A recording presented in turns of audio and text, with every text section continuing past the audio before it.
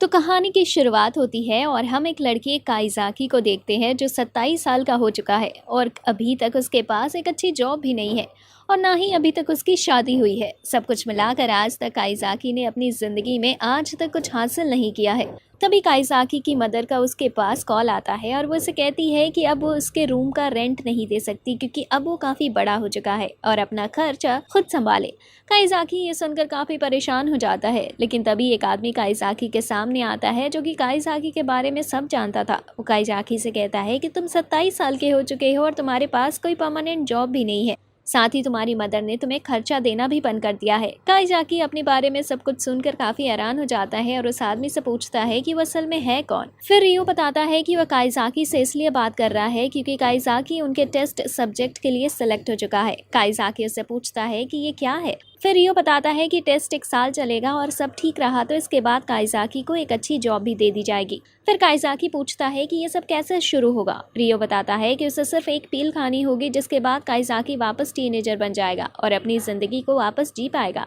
साथ ही जो भी उसने गलती की होगी उन्हें ठीक कर सकता है। काइज़ाकी भी इसके लिए मान जाता है क्योंकि इस टाइम उसके पास कुछ खोने के लिए नहीं है।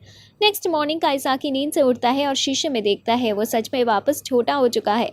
तभी काइज़ाकी के घर रियो आता है और काइज़ाकी से एक कॉन्ट्रैक्ट साइन कराता है और बताता है कि काइज़ाकी को इस साल के दौरान स्कूल भी जाना होगा जिससे वह काइज़ाकी को टेस्ट कर सके। फिर हम देखते हैं कि काइज़ाकी का स्कूल शुरू होता है और काइज़ाकी लास्ट की सीट ले लेता है, लेकिन तभी एक लड़की हिशिरो आती है और काइज़ाकी को बताती है कि वो उसकी सीट है, जिसके बाद काइज़ाकी अपनी सीट पर चला जाता है। क्लास शुरू होती है। टीचर को काइज़ाकी के बैग में सिगरेट का पैकेट मिलता है जिसके लिए टीचर काइज़ाकी को स्कूल के बाद मिलने के लिए बुलाती है। फिर क्लास में एग्जाम होता है और एग्जाम के बाद काइज़ाकी काफी परेशान दिख रहा था क्योंकि एग्जाम में उसे कुछ भी समझ नहीं आया। फिर लास्ट बेल बजती है और काइज़ाकी जाने लगता है, लेकिन काइज़ाकी की टीचर उसे रोकती है और बताती है कि उसे अभी उनसे कुछ बात करनी है। फिर काफी देर तक सिगरेट के लिए लेक्चर देने के बाद टीचर काइज़ाकी को एक अपॉलजी लेटर लिखने को देती है।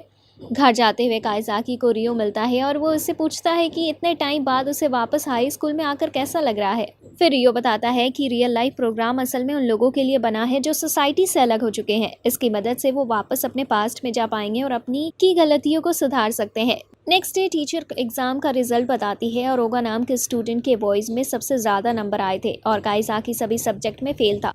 फिर लंच में ओनोए नाम की लड़की काइज़ाकी के पास आती है और उसे साथ में लंच करने की ऑफर देती है। काइज़ाकी को समझ नहीं आता कि उसे क्या करना चाहिए और आखिर में मान जाता है। कैफेटेरिया में ओगा भी उसके साथ ही लंच करने के लिए आ जाता है। तभी काइज़ाकी देखता है कि हिशोरो को लंच लेने में कुछ दिक्कत आ रही है, जिसके लिए काइज़ाकी उसके पास जाता है और फिर हिशोरो बताती है कि वह आज लंच के लिए पैसे लाना भूल गई। काइज़ाकी उसे कुछ पैसे दे देता है, लेकिन हिशोरो उससे कहती है कि वो इतने आराम से कैसे पैसे दे सकता है, ऐसे तो कोई अडल्ट इंसान करता है। लेकिन आखिर में हिशोरो पैसे ले ही लेती है और नेक्स्ट डे वापस करने की कहती है। कुछ देर बाद काइज़ाकी वापस हिशोरो से मिलता है और फिर हिशोरो बताती है उसकी इतनी एज में भी अभी तक उसका कोई क्लोज फ्रेंड नहीं है। फिर हिशोरो काइज़ाकी से पूछती है कि क्या वो सच में किसी की दोस्त बनने लायक है। काइज़ाकी काफी आराम से हाँ कर देता है और फिर हिशोरो से कहता है कि उसे हमेशा स्माइल करना चाहिए। हिशोरो स्माइल करके दिखाती है, लेकिन उसकी स्माइल इतनी अजीब थी कि काइज़ाकी उसे स्माइल न करने की कहता है। फिर काइज़ाकी हिशोरो से कहता है कि उसे चिंता करने की जरूरत नहीं है, जल्दी उसके भी कई दोस्त बन जाएंगे। हम देखते हैं रियो भी ये सारी बातें सुन रहा था। कुछ देर बाद रियो काइज़ाकी को बताता है कि टेस्ट खत्म होने के बाद वो सभी की मेमोरी बदल देंगे और किसी को याद नहीं रहेगा कि 17 साल का कोई काइज़ाकी उनके साथ भी था। और अगर काइज़ाकी किसी को अपनी एज के बारे में बताता है तो टेस्ट तुरंत खत्म कर दिया जाएगा और काइज़ाकी वापस 27 साल का हो जाएगा। रियो काइज़ाकी को याद दिलाता है कि सिर्फ काइज़ाकी की बॉडी ही 17 साल की हुई है, लेकिन उसका दिमाग अभी एक 27 साल के आदमी जितना ही है।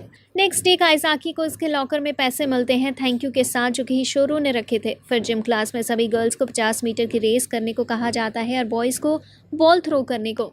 जब काइज़ाकी का चांस आता है वो भी बॉल को फेंकने की कोशिश करता है, लेकिन तभी काइज़ाकी को काफी दर्द महसूस होता है और वो बताता है कि उसके हाथों में काफी दर्द हो रहा है और उसका शोल्डर भी घूम नहीं रहा है। सभी को लगता है कि काइज़ाकी स्पोर्ट्स में अच्छा नहीं है, लेकिन हम जानते हैं कि काइज़ाकी एक अनहेल्दी एडल्ट है। रेस के दौरान काइज़ाकी गिर जाता है जिससे उसे चोट लग जाती है। फिर काइज़ाकी का क्लासमेट उसे नर्स के ऑफिस ले जाता है। फिर हम देखते हैं कि काइज़ाकी को चेंज हुए 1 महीना हो चुका है और ये उसकी प्रोग्रेस को एक फाइल में नोट कर रहा है। साथ ही काइज़ाकी की प्रोग्रेस अच्छे से चल रही है। फिर हम देखते हैं कि रियो काइज़ाकी की एक क्लासमेट कैरियो के बारे में भी पढ़ता है।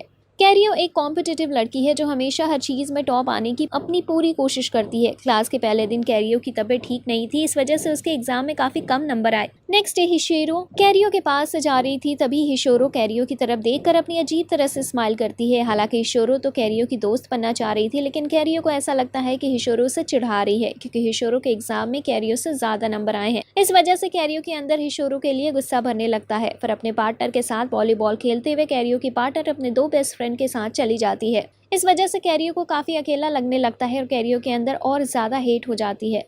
वॉलीबॉल रूम की चाबी टीचर को देने के बाद कैरियो हिशोरो का बैग देखती है और सोचने लगती है कि हिशोरो ने उसके साथ कितना बुरा किया है। असल में कैरियो सिर्फ टॉप ही नहीं बल्कि साथ में वो ओगा के साथ भी रहना चाहती थी, लेकिन वो दोनों चीजें हिशोरो ने उससे छीन ली। फिर कैरियो हिशोरो का बैग उठा लेती है और कहीं फेंकने की प्लानिंग करने लगती है, लेकिन तभी कैरियो के सामने काइजाकी आ जाता है और वो कैरियो से स्टाफ रूम का रास्ता पूछता है।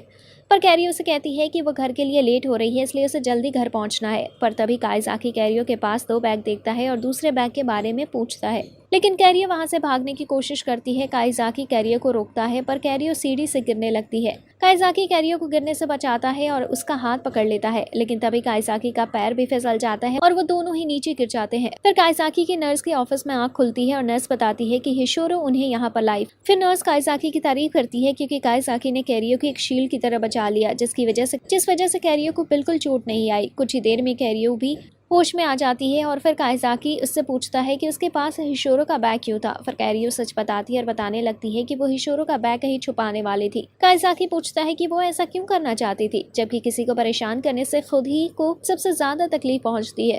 फिर काइजाकी कहता है कि जिस कैरियो को वो जानता है वो बिल्कुल ऐसे नहीं है। काइजाकी की बातें सुनकर कैरियो रोने लगती है। फिर काइजाकी कैरियो को अच्छा फील कराने की कोशिश करता है और बताता है कि वो अपने आप को दूसरे से कंपेयर करने में इतना बिजी हो गई कि वो खुद को ही भूल गई।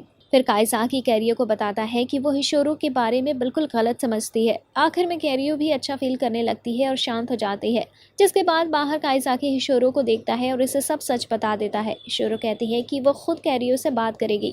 फिर काइजाकी वहां से जाने लगता है, लेकिन कुछ आगे जाने के बाद काइजाकी रुक जाता है और वापस आकर चुप जाता है, क्योंकि काइजाकी भी देखना चाहता था आगे क्या होगा। लेकिन तभी रियो काइजाकी के पीछे आता है, जिससे काइजाकी हैरान हो जाता है। फिर रियो बताता है कि जहां काइजाकी जाएगा वहां वो भी जरूर जाएगा। कुछ ही देर में कैरियो भी बाहर आ जाती है और वो दोनों ही बातें करने लगते हैं। फिर कैरियो मान लेती है कि वो हिशोरो को पसंद नहीं करती, क्योंकि हिशोरो ने वो सब उससे छीन लिया जो उसे चाहिए। साथ ही वो अपनी अजीब स्माइल से उसे चिढ़ाती भी है, लेकिन हिशोरो बताती है कि वो तो हमेशा ऐसे ही स्माइल करती है। जिसके बाद कैरियो को समझ आता है कि पूरे टाइम उसने हिशोरो को गलत समझा।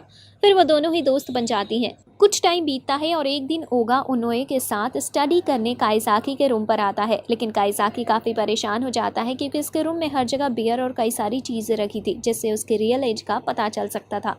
फिर जल्दी जल्दी काइजाकी अपना रूम साफ करता है, जिसके बाद वो दोनों अंदर आते हैं। कुछ टाइम स्टडी करने के बाद ओगा के पास एक कॉल आता है और उसे जाना पड़ता है, जिससे सिर्फ काइजाकी और उनोए अकेले रह जाते हैं। रियो काइजाकी की बातें सुनने के लिए उसका फोन हैक करता है और जैसे ही उसे पता चलता है कि काइजाकी उनोए के साथ है, वो उसके पास आने लगता है। दूसरी तरफ उनोए काइजाकी को बताती है कि वो उसे प्यार करती है, लेकिन काइजाकी उससे दूर रहने की कोशिश कर रहा था क्योंकि उसे ये सब सही नहीं लग रहा था।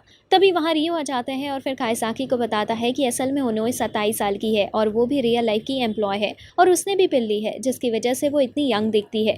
और उन्होंने सिर्फ काइजाकी को टेस्ट कर रही थी क्योंकि कुछ लोग पिल लेकर यंग गर्ल के साथ रिलेशन बनाते हैं। हालांकि काइजाकी ऐसा बिल्कुल नहीं है, लेकिन उन्हें टेस्ट करना पड़ता है क्योंकि ये जरूरी होता है। फिर हम देखते हैं कि वॉलीबॉल रूम में एक लड़की तैमुका कम नींद लेने की वजह से चक्कर खाकर गिर जाती है। साथ ही कुछ देर में कैरियो पैर मोड़ने की वजह से गिर जाती है, जिसकी वजह से वो उसे मोच आ जाती है। इस वजह से अब वो वॉलीबॉल कंपटीशन में हिस्सा नहीं ले सकती थी। फिर तैमुका कैरियो की मदद करने की कोशिश करती है, लेकिन कैरियो तैमुका पर चिल्लाने लगती है और कहती है कि वो तैमुका जैसे अच्छी प्लेयर नहीं है, इस वजह से उसे बहुत ट्रेनिंग की ज़रूरत है।